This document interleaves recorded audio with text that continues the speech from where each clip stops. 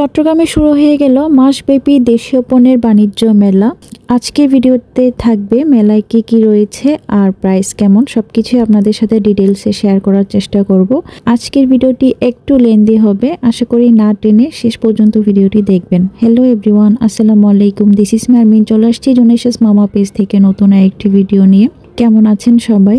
যেহেতু মেলাটা একদম আমার বাসার কাছে, তাই চিন্তা করলাম মেলা থেকে একটু ঘুরে আসি আর কিছু ভিডিও ক্যাপচার করব আপনাদের সাথে শেয়ার করার জন্য। তো সকাল সকাল আমি আর আমার বোন চলে গিয়েছিলাম মেলাতে। সকাল বলতে অলমোস্ট 11:30 হয়ে গিয়েছিল, একটু লেট করে গিয়েছিলাম যদি মেলাতে দোকানগুলো সব ওপেন না হয়। তো সেই চিন্তা করে আমরা একটু লেট করে বের হয়েছিলাম। আসলে আমরা যখন গিয়েছি তখন জাস্ট কয়েকটা দোকান ওপেন ছিল আর বাকি দোকানগুলো আস্তে আস্তে ওপেন করতেছিল। মেলাটি বসেছে এখনো 2-3 দিন হবে, সো এখনো অনেক দোকানের কাজ শেষ হয়নি। সো যারা একটু দূর থেকে আসবেন আমি বলবো আরো কিছুদিন পরে করে আসলে বেটার হয়, যেহেতু এখনো মেলাটা পুরো দমে স্টার্ট হয়নি। সো আমরা একটু ঘুরে ঘুরে দেখছিলাম মেলাতে কি আছে বা নেই।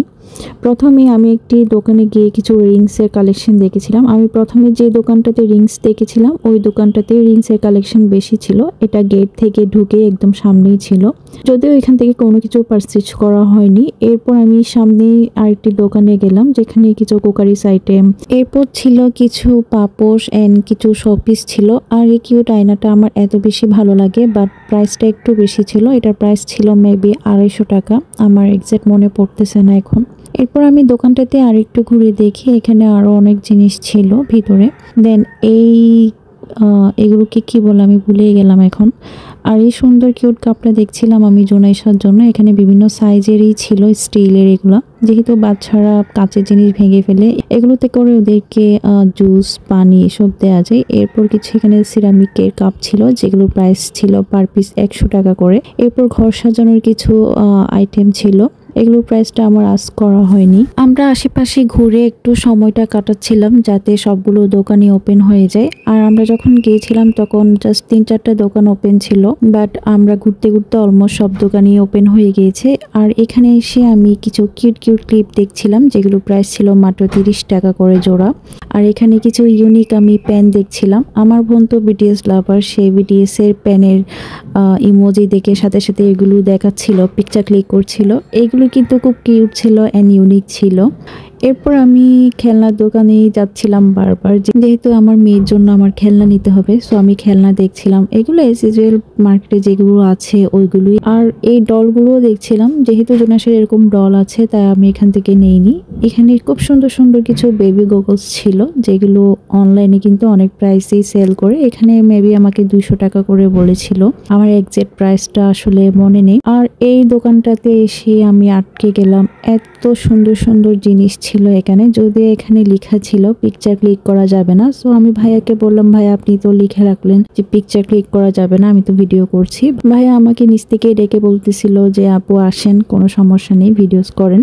এই আঙ্কেলটা এখানে বসে বসে খুব সুন্দর করে রং করছিল, আবার রোদে শুকাই নিচ্ছিল।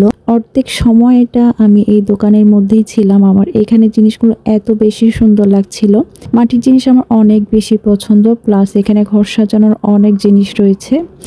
বড় সাইজের যে আয়নাগুলো দেখলাম ওইগুলো আমার অনেক পছন্দ হয়েছিল, বাট প্রাইসটা একটু হাই ছিল। আমাকে বড় সাইজের আয়নাগুলো বলেছিল 500 টাকা করে, আর এর থেকে একটু ছোট সেটার দাম বলেছিল 400 টাকা। মাটির জিনিস দেখলে আমার কেন জানি না অনেক বেশি ভালো লাগে, বাট মাটির জিনিস ইউজ করা হয় না। এই যারা কিনা ঘর সাজাতে অনেক বেশি পছন্দ করেন আর মাটির জিনিস অনেক বেশি পছন্দ করেন তারা অবশ্যই এই দোকানটাতে যাবেন। আর এখানে অনেক সুন্দর সুন্দর মাটির তৈরি ফুলের টবও ছিল। খুব সুন্দর একটা আমি হারিকেন দেখেছি মাটির, বাট এটা ক্লিপ নিতে আমি ভুলে গিয়েছিলাম, পরে নিব চিন্তা করে আর নেওয়া হয়নি। এখানে খুব সুন্দর একটা চিতই পিঠার খোলাও ছিল। আর এগুলোকে কি বলে আমি ঠিক নাম জানি না, বাট এগুলো অনেক বেশি কিউট ছিল। আর এগুলোর প্রাইস ছিল পার পিস 100 টাকা করে। আর যারা আমার মতো টাকা জমাতে পারেন না, প্লাস্টিকের ব্যাংকে রাখলে প্লাস্টিকের ব্যাংক কেটে আবার বের করে ফেলেন, তারা এখান থেকে মাটির ব্যাংক নিয়ে টাকা জমাবেন।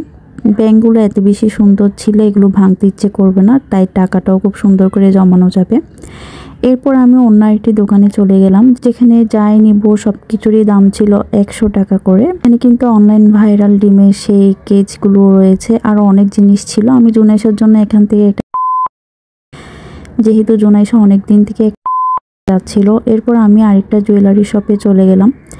জুয়েলারি শপগুলোতে জুয়েলারিগুলো অলমোস্টই সেম লাগছিল আমার কাছে, তবে কিছু কিছু জুয়েলারি একটু ডিফারেন্ট আছে। এর মধ্যেই সবগুলো দোকান অলমোস্ট ওপেন হয়ে গিয়েছিল। আমরা একটা শপে গিয়েছিলাম যেখানে অনেকগুলো সানগ্লাসের কালেকশন ছিল, প্লাস ওয়াচ কালেকশন ছিল, পাশাপাশি জুয়েলারিও ছিল। আমি একটু সানগ্লাসগুলো দেখছিলাম অ্যান্ড ওয়াচ দেখছিলাম। এরপর ঘুরতে ঘুরতে হঠাৎ করে আমার চোখে এই কিউট কি রিংগুলো পরে। এত বেশি কিউট ছিল এই রিংগুলো। এগুলো পার পিস ছিল 50 টাকা করে, বাট আমার নেওয়া হয়নি কেন জানি। এখানে অনেকগুলো দোকান এখনো বসেনি, সো আপনারা যারা আসবেন তারা কয়েকটা দিন লেট করে আসবেন।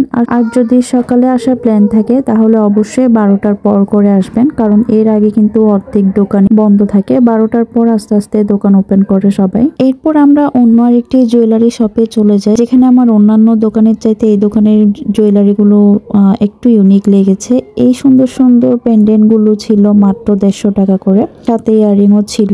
এই সুন্দর সুন্দর পেন্ডেন্ট গুলো ছিল 150 টাকা করে। এগুলো ডায়মন্ড কাটের বলছিল।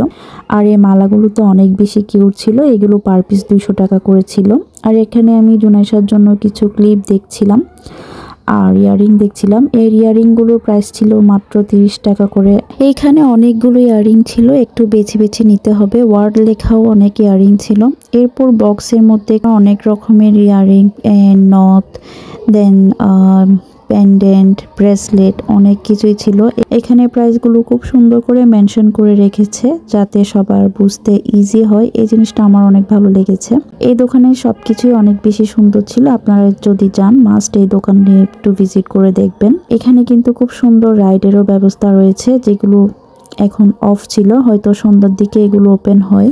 মেলায় অনেকক্ষণ ঘোরাঘুরি করার পর ফাইনালি একটা জুতার দোকান দেখতে পেলাম। এখানে হয়তো আর জুতার দোকান ছিল না, একটাই জুতার দোকান, যেহেতু তখন অলমোস্ট সব দোকানই ওপেন হয়ে গিয়েছিল। জুতার দোকান জাস্ট একটাই দেখতে পেলাম। এখানে 150 টাকা থেকে শুরু করে 400-500 টাকা পর্যন্ত জুতা ছিল। এই জুতাটা আমার অনেক বেশি পছন্দ হয়েছিল, বাট প্রাইসটা একটু বেশি মনে হয়েছে। এটার প্রাইস ছিল 350 টাকা করে, যদিও এখানে সবগুলোতে প্রাইস লিখে রেখেছিল। এই জুতাগুলো অনেক সুন্দর ছিল। এগুলোর প্রাইস ছিল মাত্র 150 টাকা করে। 150 টাকা করে হলে রেগুলার ইউজের জন্য এই জুতাগুলো অনেক বেশি কিউট ছিল। আমার বোন এখান থেকে একটা জুতা পারচেজ করেছিল। আর এখানে খুব সুন্দর সুন্দর কিছু সিরামিকের কালেকশন ছিল, আমি এখান থেকে দেখছিলাম। এগুলো পার পিস ছিল মাত্র 130 টাকা করে। এখানে আরো অনেক কুকারিসের আইটেম ছিল, দেন পাশাপাশি কিছু কেক বেকিং এর আইটেমস ছিল। এখানে অনেকগুলো খাবারের স্টল ছিল, বাট এগুলো তখন সবগুলোই অফ ছিল, হয়তো বিকেলের দিকে এগুলো ওপেন হয়। এখানে খুব সুন্দর কিছু কাঠের জিনিসের স্টল ছিল। এখানে যাদের কাঠের জিনিস দরকার তারা এখান থেকে পারচেস করতে পারেন। এই তো মেলায় অনেকক্ষণ ঘোরাঘুরি করার পর টুকটাক কিছু কেনাকাটা করে আমরা বাসায় চলে আসি। আমি এখন এক্সাক্ট লোকেশনটা বলে দিচ্ছি। রাহাত্তারপুল যাওয়ার সময় ফ্লাইওভারের পাশেই নূরনগর সোসাইটি। সো আজকের ভিডিওটা এ পর্যন্তই। সবাই ভালো থাকবেন, সুস্থ থাকবেন। আর যেখান থেকে আমার ভিডিওটি দেখছেন আমাকে অবশ্যই একটা ফলো দিয়ে দিবেন। আর যারা এখন আমার ইউটিউব চ্যানেলটি সাবস্ক্রাইব করেনি অবশ্যই সাবস্ক্রাইব করে দিবেন। আল্লাহ হাফিজ।